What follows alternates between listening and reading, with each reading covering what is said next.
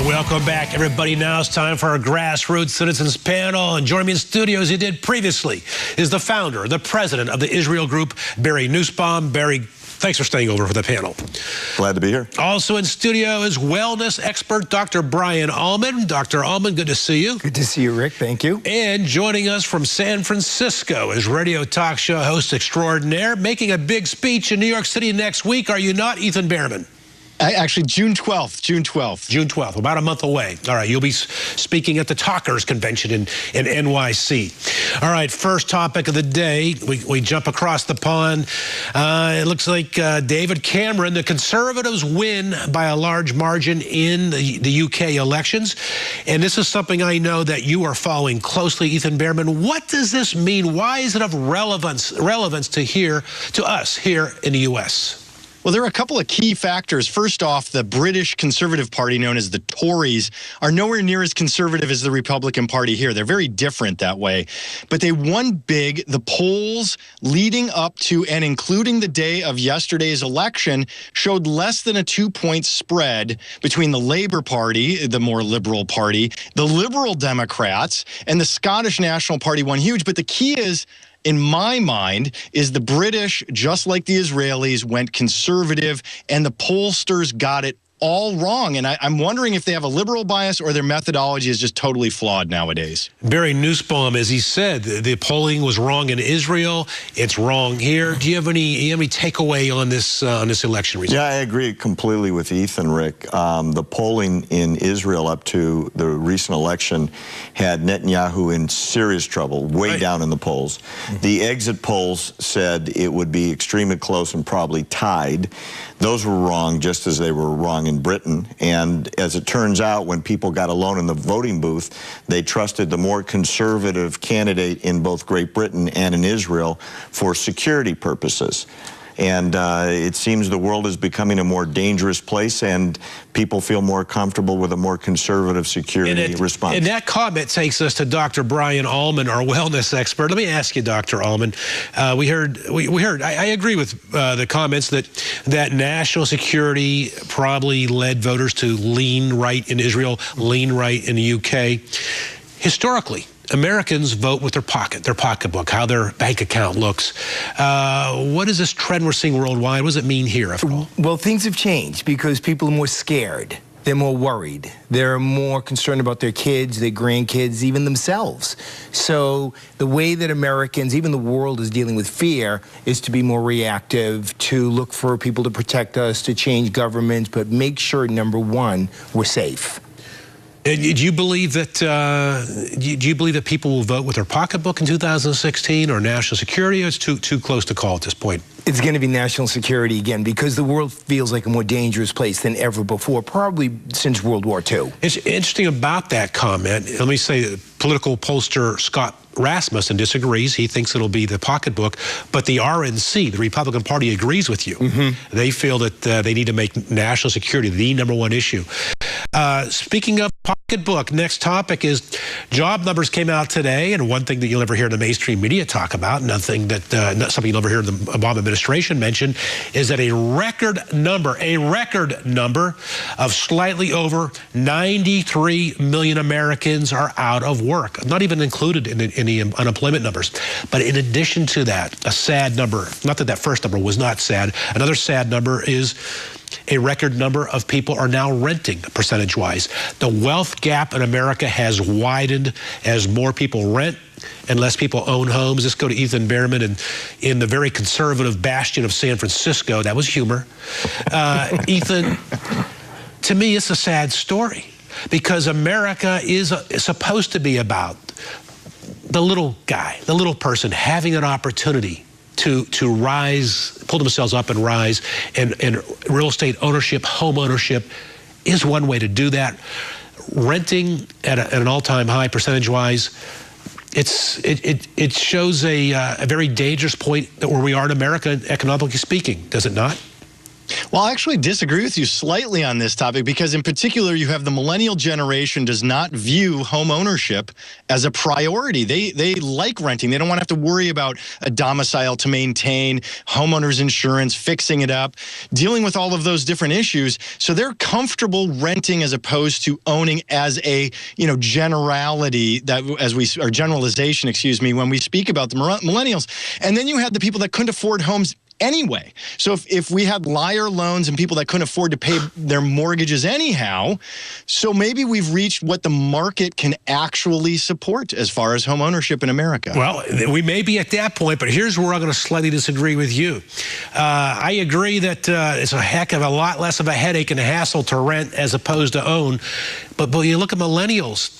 There's no surprise a record number are renting, no surprise that they want less of that hassle because a record number are unemployed. A record number are living at home with mom and dad up until age 30. Of course they're renting from mom and dad. Barry, what's your take on this story? My take is that the market has probably adjusted to where it should be. You had the anyone can get a mortgage if you can fog a mirror qualification. And that was wrong as well. And so what happened is you had way too many people that didn't qualify buying homes, literally with nothing down, and in many cases could walk out of a closing with money in their pocket. So you think it's taken 6-7 years to run that cycle? No, actually what's happened is as foreclosures increased and banks failed and record numbers of foreclosures, the greatest percentage that have been seen since the Great Depression, mortgage lending became more traditional in the sense of a standard down payment, standard qualifications. You've got to have verifiable income, no more stated income qualifications. All right. In my opinion, I think what's really happening is the right number are now qualifying that are employed, and as the number of unemployed stays high, those people can't qualify anymore. Well, all right, I hear you both, you guys, but I still say there's a fundamental problem with the economy. If 93 million Americans are out of work, and the millennial is the most underemployed generation in the last 50 years of that age group. I know you want to comment on this, Dr. Alman. We'll get your take on the other side of this break. From the edge of America, I'm Rick Amato. Stay with me. We're back right after this.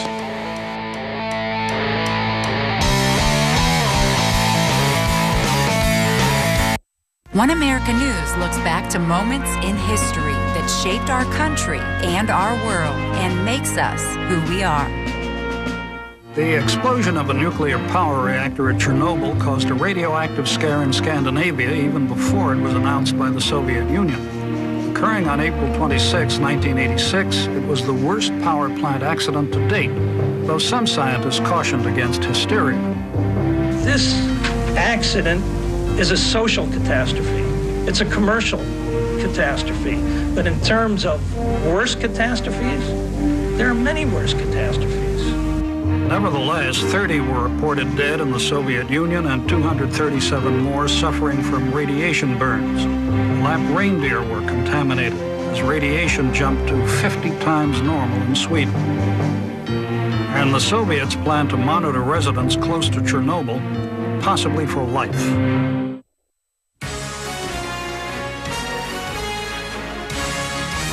Your nation, your news. One American News Network.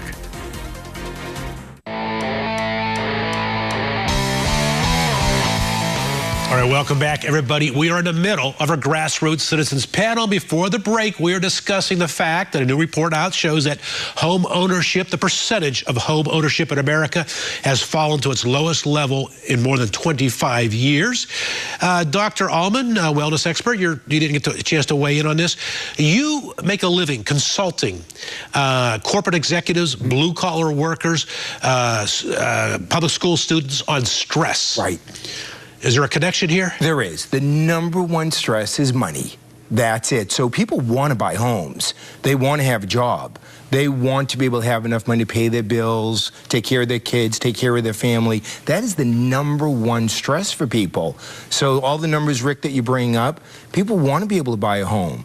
They want to be able to go from renting to buying, and they're worried about can they keep their job, will they have their job. Are you seeing more stress in lives today or less over the last, say, 6 years? Definitely more. So there's more money stress than ever before. People are really having a hard time making ends meet. From the blue-collar frontline workers, call center truck driver, the people, all the way up to the executives and people working in banks and institutions. All right, switching gears now, a U.S. Court of Appeals has ruled that the NSA collection of bulk data is illegal.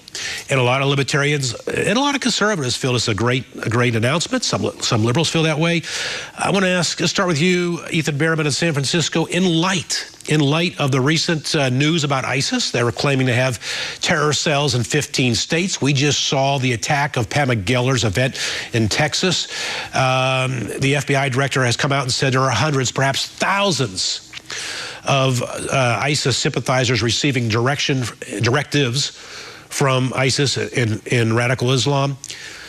Is this the news we should be all applauding at this point in time? Absolutely. No way should our values and liberty be given up in this case. And I'm going to tell you something else. Those are separate topics. Spying on American citizens on American soil that are not suspected of a crime is fundamentally against our Constitution and our Bill of Rights. Specifically, Section 215 of the Patriot Act says that this is only allowed when it's relevant to an authorized investigation. Just sweeping all of our cell phone data is not an authorized investigation. I absolutely want the government to track down every suspected terrorist. That's a relevant investigation and an authorized investigation through the court system. Spying on me, spying on you, spying on an American citizen on U.S. soil not suspected of a crime is not authorized under Section 215. Barry Nussbaum, are we making the world a more dangerous or less dangerous place here, when I say world, here in America, by taking this power away from the NSA? You know, I have a question back for you. Are we making America a more dangerous place by taking away everybody's privacy? If you've got a big brother that's literally sweeping up all available electronic data in the hopes of finding a bad guy, what really are we giving the government power to do? Control every communication, spy on every citizen, know what everybody's doing all the time. That's Big Brother, only much worse than George Orwell anticipated it would be. Dr. Alman, we talked about money, finances creating people being more stressed out over these last 6 years than they were previously as a result of finances. How about all the news of radical Islam, may or may not be south of the border of El Paso, bombing the attempted bombing in Texas, and so on and so forth. How is this adding to people's lives? It worries people a lot, and I think, like the government, like all of us regular folks, we tended to underreact at first, like it's not that bad, it'll be okay. Now we're overreacting and taking it too far, and hopefully we're going to find a balanced approach, but we're not there right now. We're going from under to overreacting, and it's typical of human beings because emotionally we're scared. All right, switching gears now. Ethan, a moment ago I mentioned that you will be speaking in New York City next month at the Talkers Convention. That's the big convention of all radio talk show hosts across America. You'll be speaking just before Sean Hannity, as a matter of fact. Well, there's a convention in New York right now put on by a group that's an international press freedom organization known as PEN, P-E-N. They're having a week-long conference in New York City on the freedom of the press, except there's one group that are not permitted to enter, and that is the press. How does this happen, Ethan? Well, it's very interesting. I've had a press pass at the United Nations. They give temporary passes when you have events for the press. So I've actually gotten one before. I've been through the process. They do a full background check. There's a long security process that you go through. I've stood out in the rain for 30 minutes in New York City waiting to get into the United Nations. So what happened in this event, unfortunately, and ironically in this case, is the event organizers did not plan ahead and go through all of the background that has to happen with UN security for press to be let in. And it's a tragic irony and a laughable one when you look at the United Nations and various other problems that the UN has. But yeah, I mean, seriously, journalists not being allowed into a press freedom event, it's a joke. But seriously, the UN has very tight security, and they wanted to make sure. They said, if you didn't go through the proper procedures, we can't let these people in. Well, it is ironic, is it not, that this freedom of press event excludes members of the press? What is your take? You know what I love about it, Rick? The UN is the bastion of hypocrisy. Absolutely. Absolutely nothing comes out of that building that surprises me. This is the world organization where the commission, High Commission on Human Rights, can be chaired by Libya or Syria that lead the world in mass murder. It's never been about anything other than bizarre behavior, and you can throw this in the pile. You throw it in the pile. Before we go to Dr. Alman, you want to talk about bizarre behavior. It made our Mama Luke segment earlier in the week. Former UN Secretary Kofi Annan said, hey, the world, because of global warming, we need to seriously start looking at eating at bugs as a source of protein for the human diet. He said, after all, raising cattle and pig flatulence that they exude leads to greenhouse effect. I was like, you got to be kidding me. You got to be kidding me. Dr. Alman, you want to weigh in on this story of the journalists excluded from the Freedom of the Press conference? Well, to Barry's point about the hypocrisy, the contradiction, it's really true. So doing background checks and plenty of time to get them in, somebody missed the boat, and it's had a big effect because it's embarrassing. Yes, and it sounds like big government at work, as it always does. We'll continue with our Grassroots Citizens Panel and more right after the break from the Edge of America. I'm Rick Amato. Stay with me. We're back after this.